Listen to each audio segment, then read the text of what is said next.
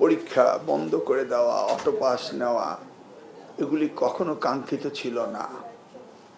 হয়েছে, কেন হয়েছে সেটা নিয়ে আর আমরা পুরনো গল্পে যাব না। তবে আমাদের যে ভিশন এবং মিশন সেটা আমাদের নির্বাচনী ইশতেহারে ছিল, এবং আজকে মাননীয় প্রতিমন্ত্রী আবারও লিখিতভাবে এটা পড়ে শোনালেন। আমরা সেটাকে সামনে রেখে আগামী দিনের শিক্ষা ব্যবস্থাকে আমরা যুগ উপযোগী করব, এটাই হচ্ছে আমাদের সংকল্প। এখন পিরিয়ড হোক রেগুলার বা হেভি, প্রয়োজন মতো কনফিডেন্স আছে রেডি। Play with confidence. হ্যাঁ, এই মাত্র আমাদের মিটিং শেষ হলো, সেখানে আমরা প্রায়োরিটি সেট করার জন্য প্রত্যেকটি ইন্ডিভিজুয়াল আমাদের যে ডিপার্টমেন্ট রয়েছে সেটাকে আমরা ইনস্ট্রাকশন দিয়েছি। এই মাত্র সেটা শেষ হলো।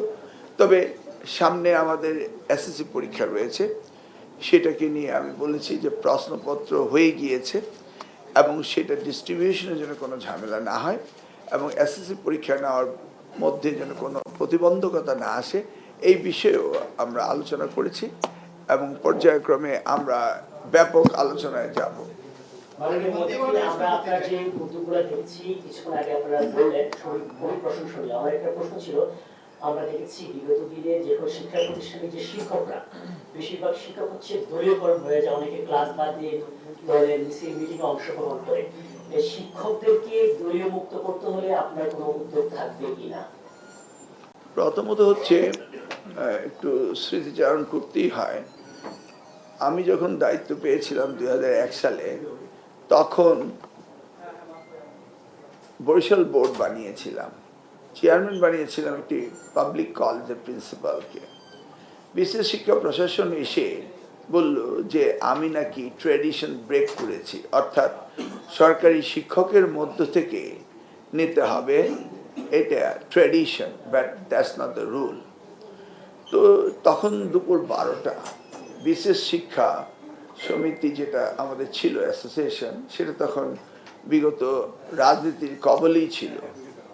তো আমি তাদেরকে বললাম যে আপনি তো এই ডিপার্টমেন্টে শিক্ষকতা করতে এসছেন, নিশ্চয়ই ব্ল্যাকবোর্ড, চক অ্যান্ড ডাস্টার নিয়ে পড়াবেন ছাত্রকে। বোর্ডগুলিতে কি কোনো ক্লাসরুম আছে, চক অ্যান্ড ডাস্টার, ব্ল্যাকবোর্ড আছে? বললো না। তাহলে সেটা কি? সেটা অ্যাডমিনিস্ট্রেশন। তো আমার দায়িত্ব অ্যাডমিনিস্ট্রেশন চালানো, তো আমি অ্যাডমিনিস্ট্রেশন চালাবো। আপনি যান, শিক্ষকতা করবেন, কোথায় ব্ল্যাকবোর্ড, চক, ডাস্টার এবং আপনার ছাত্র শিক্ষার্থী রয়েছে সেখানে যান।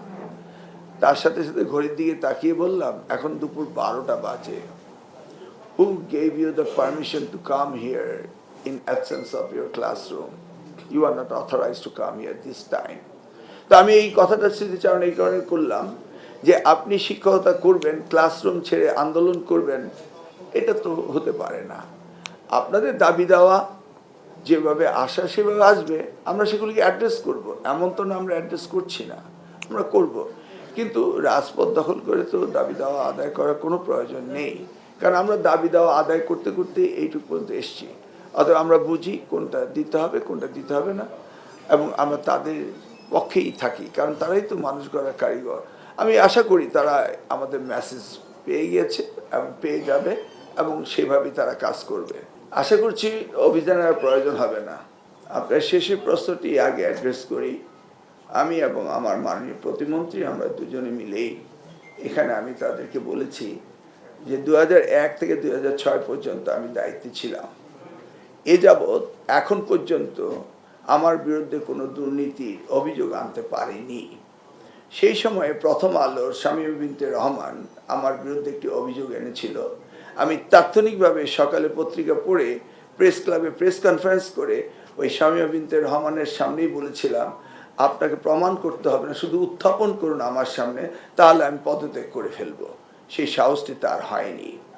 অতএব আজকে এই কথাটি স্মরণ করিয়ে দিয়েছি যে এই মন্ত্রণালয়টি হচ্ছে শিক্ষা মন্ত্রণালয়। এটা অন্য 10টি মন্ত্রণালয়ের মতো নয়, এটি বেসিক মন্ত্রণালয়। আমাকে একজন বিদেশি কংগ্রেসম্যান জিজ্ঞেস করেছিল ঠাট্টা করে, তোমার দেশে অনেক দুর্নীতি হয়, কিন্তু শুনেছি তোমার সময় তোমার মন্ত্রণালয় হয়নি। আমি তখন হেসে হেসে বলেছিলাম, আসলে তো শিক্ষা এটা করতে পারে না, শিক্ষা এটা হওয়া উচিত না, অতএব এখানে হয় না। সেই কথাগুলো আজ স্মরণ করিয়ে দিয়েছি। আশা করছি আগামী দিনগুলো আমরা একই শপথে থাকব।